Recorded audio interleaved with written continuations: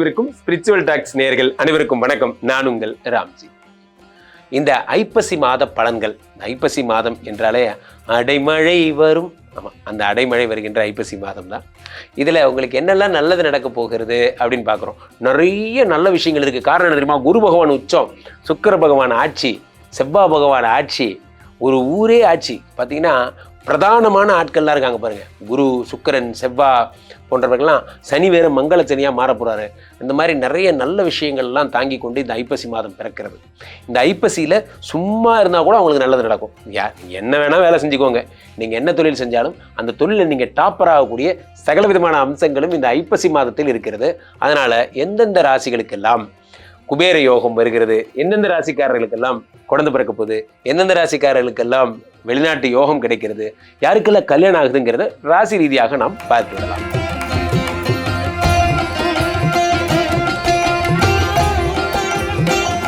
தனுசராசிக்காரர்களுக்கெல்லாம் இந்த ஐப்பசி மாத பலன்கள் எப்படி இருக்க போகிறது? ஐப்பசி மாத பலன்களை பொறுத்தவரையிலுமே இந்த தனுசராசிக்காரர்களுக்கு தான் மிக முக்கியமான ஒரு டேர்னிங் பாயிண்ட்னு சொல்லலாம். என்ன டேர்னிங் பாயிண்ட்? என்ன டேர்னிங் பாயிண்ட்? 4ஆம் இடத்து செவ்வாய் ஆட்சி பெறுகிறார். அடடா, இந்த 4ஆம் இடத்து செவ்வாய் ஆட்சி பெறும் பொழுது என்ன? உயர்கல்வி, உயர் பதவி, மதிப்பு, மரியாதை உங்களை தேடி வரப்போகிறது.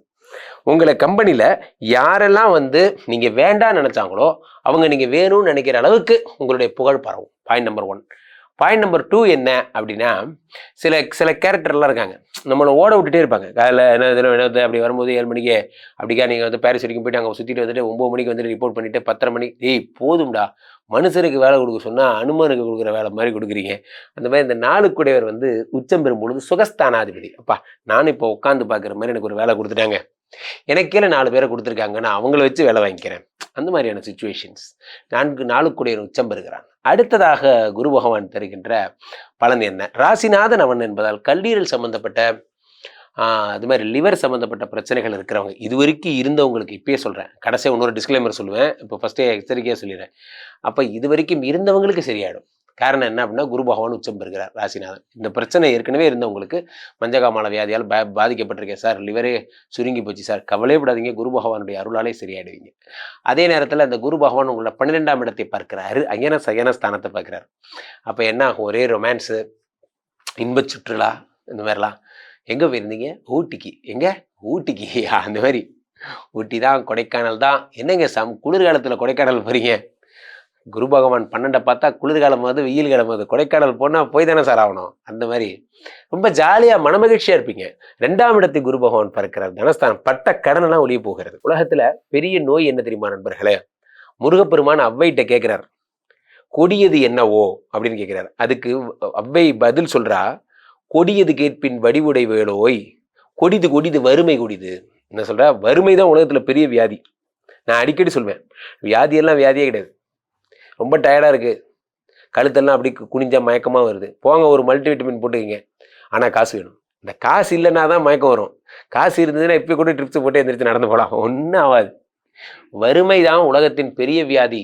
வறுமை ஒழிந்தால் எப்பேற்பட்ட ட்ரீட்மெண்ட் வேணாலும் நீங்கள் பண்ணிடலாம். அந்த மாதிரி தான் நான் சொல்கிறேன். வறுமை இருந்தால், வறுமை இல்லைன்னா சொந்தக்காரனே மதிப்பான். ஏன்னா மாப்பிள்ளை என்ன அழகாக காரில் எல்லாம் ஜோராக நடந்து வர்றார் பாருயா. இந்த மாதிரி வறுமை தான் உலகத்தின் பெரிய நோய். அந்த 12ஐ பார்க்கிறார், சுப விரயங்களை ஏற்படுத்துகிறார். டும் டும் டும் கல்யாணம். உங்கள் வீட்டில் ஒரே கல்யாண சத்தம் கேட்க போகிறது, மங்கள வாத்தியம் வாசிக்க போகிறது, ஜாலியாக இருக்க போகிறீங்க.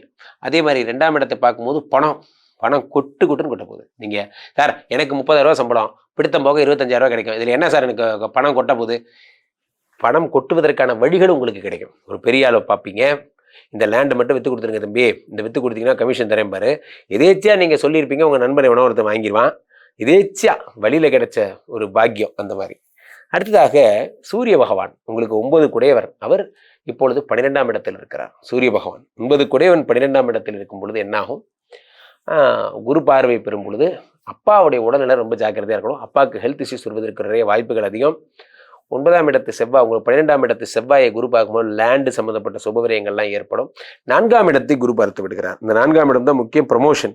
இந்த இடத்தை குரு பார்க்கும்போது உங்களுக்கு ப்ரமோஷன் தன்னால் வருகிறது. ப்ரமோஷன் வருகிறது. ஒரே ஜாலி தான், ஃபன் தான். ஏன்னா காரணம் என்னென்னா 4ஆம் இடம் அவ்வளோ சென்சிட்டிவான ஒரு இடம். கல்வி கற்பு போன்ற விஷயங்கள் எல்லாமே இந்த 4ஆம் இடம் தான். அந்த 4ஆம் இடத்துல உங்கள் ஒய்ஃப் உங்கள் மேலே சந்தேகப்படுறாங்க, அதெல்லாம் சரியாயிடும் போன்ற விஷயங்கள். சுக்கிர பகவான் 6 குடைவன் 10 குடைவன் ஆட்சி. இப்போ வறுமை ஒழிய போகிறது, கடன்கள் தீரப்போகிறது, பிஸ்னஸ் பிச்சுட்டு ஓட போகுது. நான் சொன்ன பாருங்க, இப்போ தனாதிபதி நல்லா இருக்கணும், என்ன ஆகணும்? பிஸ்னஸ் நல்லா ஓடினா தான் சார் தனாதிபதி வருவார். தனம் எப்போ வரும்? பிஸ்னஸ் நல்லா ஓடினா தனம் வரும். பிஸ்னஸ் எப்போ ஓடும்? இது எப்போ ஓடும்? இப்போ பிஸ்னஸ் நல்லா ஓடிச்சுன்னா பணம் தன்னால் வரும். அந்த பணம் வருவதற்கான யோகங்கள் எல்லாம் உங்களுக்கு ஏற்பட போகிறது. இந்த குரு பகவானுடைய பொன்னான பார்வை மட்டுமல்ல, அதே நேரத்தில் உங்களுக்கு இந்த குருவனுடைய அனுகிரகம் ப்ளஸ் இந்த சுக்கரனுடைய அனுகிரகம் ப்ளஸ் சூரியனுடைய குரு பார்வை, சூரியன் பார்க்கிற பார்வை எல்லாம். ஸோ இது எல்லாமாக சேர்ந்து தனுசு ராசிக்காரர்கள் வாழ்க்கையை மாற்ற போகிறது. ஒரே ஒரு விஷயம், நல்லா தான் போயிட்டு இருந்தது, என் வாழ்க்கையில் இப்படி ஆகும்னு நான் நினைக்கவே இல்லை, கை நீ என் வாழ்க்கையை கிடையாது. அந்த மாதிரி நல்லா தான் போயிட்டு இருந்தது எல்லாம். 8ஆம் இடத்துல குரு பகவான் மறையும் போது தான் இந்த குடி என்னை இவ்வளோ பெரிய பிரச்சனை பண்ணணும்னு நான் எதிர்பார்க்கவே இல்லை. இதான் யாருக்காவது தீர்த்தவாரி பழக்கம் இருந்தால் கீழே போட்டு உடச்சிருங்க. இப்பயே சொல்கிறேன், எச்சரிக்கையாக சொல்கிறேன். இல்லைனா பக்கத்திலே லிவர் ஹாஸ்பிட்டல் இருக்குது, ஓடி போய் படுத்துக்க வேண்டிய சுச்சுவேஷன் ஏற்படும். தயவு செஞ்சு சொல்கிறேன், தீய பழக்கங்கள், லிவருக்கு கெடுதலான எந்த பழக்கங்கள் இருந்தாலும் தூக்கி கீழே போட்டுருங்க. தனுசு ராசிக்காரர்கள் ஜாக்கிரதை. நண்பர்களே, இந்த ஐப்பசி மாதம் மட்டும்தான் மிக முக்கியமான 3 நிகழ்வுகள் நடக்கிறது. அது என்ன முக்கியமான 3 நிகழ்வு? நான் அப்படி கேட்டகரி வைஸாக பிரிக்கிறேன் பாருங்க. ஃபர்ஸ்ட் விஷயம் என்ன? அக்டோபர் மாதம் 8ஆம் தேதியிலேருந்தே குரு பகவான் கடகத்துக்கு உச்சம் பெற்றுறார். பாயிண்ட் நம்பர் 1 தான். இந்த 12 கிரகங்கள்லேயே மங்களத்துவம் பொருந்தியவர் இந்த குரு, தேவகுரு பிரகஸ்பதினு பேர்.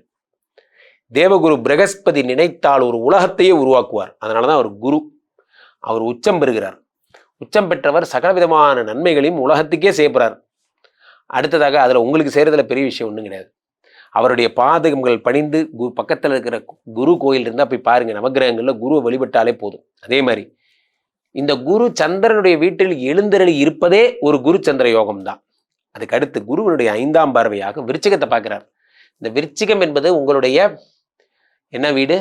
காலபுருஷனுக்கு 8ஆம் வீடு. அதை குரு பகவான் பார்ப்பதே ஒரு யோகம் தான். அது குரு மங்கள யோகம் என்று அழைக்கப்படுகிறது. அடுத்ததாக இந்த குரு பகவான் அடுத்து எதை பார்க்கிறாரு?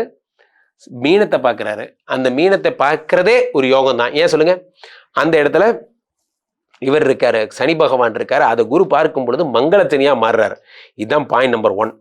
காலபுருஷனுக்கே 2ஆம் இடமாகப்பட்ட இது உலகத்துக்கே பணத்தை தரக்கூடிய கடவுளாக சுக்கிர பகவான் இருக்கிறார். காதலுக்கான கடவுளாக சுக்கிர பகவான் இருக்கிறார். இந்த 2 கூடிய சுக்கிர பகவான் ஆட்சி பெற்று விட்டார். ஆட்சி பெற்ற சுக்கிரனால் பணவரவு உண்டாக போகிறது.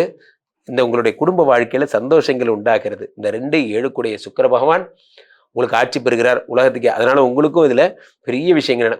அடுத்ததாக உலகத்துக்கே லேண்டு, வீடு, மாடு, மனை போன்ற வாங்கி தரக்கூடிய மிக முக்கியமான ஆள் யாருன்னா செவ்வாய். இந்த செவ்வாய் குரு பார்வை பெற்று மங்கள செவ்வாயாக மாறி லேண்டு விஷயங்களை அள்ளி தரப்போகிறார். இதெல்லாம் நடக்கின்ற கோல்டன் மந்த்னா அது இந்த ஐப்பசி மாதம் மட்டும்தான். இதை குரு கடகத்தில் அமர்ந்து செவ்வாயை பார்த்து மகரத்தை பார்த்து குரு ஊரு பார்க்குற எல்லாம் கண்டென்ட்டாகவே போயிட்டு இருக்கு. அதே மாதிரி இந்த இவ்வளவு நாள் உச்சமா இருந்த புத பகவான் இப்போ இதுக்கு வந்திருக்கார், துலாத்துக்கு வந்திருக்கார். இவ்வளவு நாள் நீச்சமா இருந்த சூரிய பகவான் நகர்ந்திருக்கார். இது அத்தனையும் பார்க்கும் பொழுது நீங்கள் செய்ய வேண்டியதெல்லாம் ஒன்றே ஒன்றுதான். எந்த வேலையில நீங்க இருக்கீங்களோ அந்த வேலையை தொடர்ந்து செய்யுங்க. எந்த வேலையை புதுசாக ஜாப் சேஞ்ச் ஓவர் எதுவும் பண்ணாதீங்க. அதே மாதிரி புதிய முயற்சிகள் எதுவும் எடுக்காதீங்க. இப்போ நீங்க எந்த வேலையில இருக்கீங்களோ அந்த வேலையில தீவிரமா ஒர்க் பண்ணுங்க. நீங்கள் இன்னும் அதிக உயரத்தை அடைய வேண்டுமா? இருக்கின்ற பணியிலே தீவிரமா வேலை செஞ்சாலே போதும், இன்னும் அதிக உயரத்தை அடைஞ்சிடலாம். புதிதாக ஒன்றை உருவாக்கி அதில் வெற்றி பெற அந்த முயற்சியெல்லாம் வேண்டாம், தப்பு. இருக்கின்ற முயற்சியை இன்னும் அழகுபடுத்துறது தான் சிறப்பான ஒரு செயலாக இருக்கும். ஆக நீங்க என்ன தொழில் பண்ணாலும் சரி, லேத்து மிஷின் ஓட்டுற சார், நீங்க நிறைய மிஷின் வாங்கி போடுங்க. அப்போ நீங்க இருக்கின்ற வேலையே பிஸியா பண்ணுங்க. புதிய பிசினஸ் ஆரம்பிக்காதீங்க இந்த மாதத்தை பொறுத்த வரையில.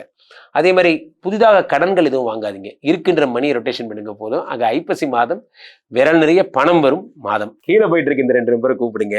உங்களுடைய சொந்த ஜாதகத்தை பார்த்து கொள்ளுங்கள். உலக புகழ் வாய்ந்த நமது விஸ்வரூப விஷ்ணுமாயா எழுந்தருளிருக்கின்ற புனிதமான இந்த ஸ்ரீமடத்திலே தினசரி ஹோமங்கள் நடக்குதுங்க. உங்களுக்கு என்ன பிரச்சனைகளாக இருந்தாலும் இந்த ஸ்ரீமடத்துல ஒரு ஹோமம் பண்ணி கிட்ட ஜாதகம் பார்த்து சுவாமியை பாருங்க, எல்லா பிரச்சனைகளும் சரியாகிவிடும். உண்மையிலும் உண்மை, நேராக வாருங்கள். உங்கள் அழைப்பிற்காக காத்துக் கொண்டிருக்கிறேன். மீண்டும் ஒரு நல்ல பதிவில் சந்திப்போம். நன்றி, வணக்கம்.